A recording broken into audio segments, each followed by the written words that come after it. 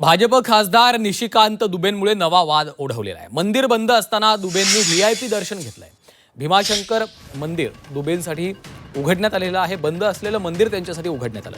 3 महिन्यांसाठी बंद उघडून व्हीआयपी दर्शन घेण्यात आलेलं आहे। 12 ज्योतिर्लिंगांपैकी एक असलेल्या भीमाशंकर मंदिरामध्ये व्हीआयपी दर्शनावरून आता वाद निर्माण झालाय।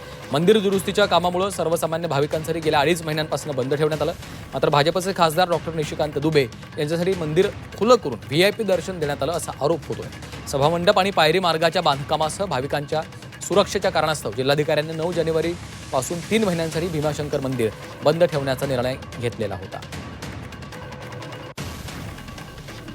खासदार निशिकांत दुबे आले आणि त्यांना दर्शन दिलं, ही अत्यंत चुकीची आणि निषेधार्ह अशी गोष्ट आहे। खरं तर याचा मी जाहीरपणानं नागरिकांच्या वतीनं निषेध करतो। निशिकांत दुबे हे भाजपाचे खासदार आहे। खरं तर ते कोणत्या पक्षाचे त्याच्याशी आपल्याला काही घेणं देणं नाही, पण मला वाटतं प्रत्येक माणूस संविधानानं प्रत्येक माणसाला एकच मत दिलंय।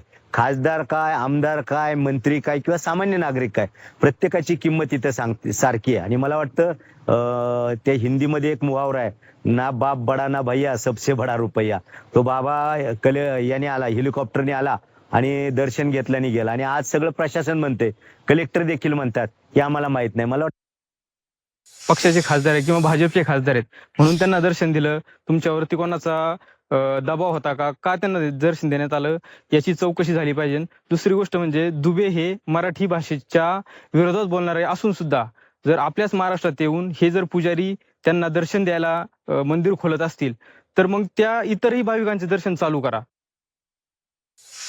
जिल्हाधिकाऱ्यांचा आदेश असताना देखील त्या आदेशाचा भंग नक्की या अध्यक्षांनी का केला, त्याबद्दल खऱ्या अर्थानं भीमाशंकर देवस्थानचे अध्यक्ष, त्यांची ट्रस्टी यांची चौकशी करण्यात यावी व त्यांच्यावरती कारवाई करण्यात यावी।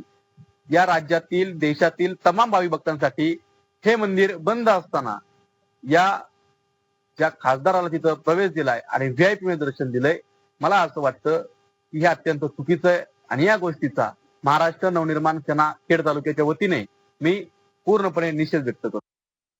3 महिने हे मंदिर भाविकांसाठी बंद आहे, कारण पायऱ्यांचं काम आणि गाभाऱ्याचं काम चांगलं व्हावं या उद्देशानं शासनाने ते बंद केलंय। मग भाविकांसाठी एक नियम आणि खासदारांसाठी एक नियम आहे का? कारण सर्वसामान्य भाविकांचं अंतःकरण दुखावलंय, याचं पहिल्यांदा आम जनतेच्या वतीने मी पहिल्यांदा निषेध करते। आणि कोणत्याही शासकीय अधिकाऱ्याला फोन केला असता ते आज उचलत नाही। जर शासनाने बंद केलंय तर याची जबाबदारी घेतली कुणी, यांना परमिशन दिली कुणी, याची पहिल्यांदा पोलखोल झाली पाहिजे, याची पहिल्यांदा जांच झाली पाहिजे आणि सर्वसामान्य माणसाला न्याय दिला पाहिजे।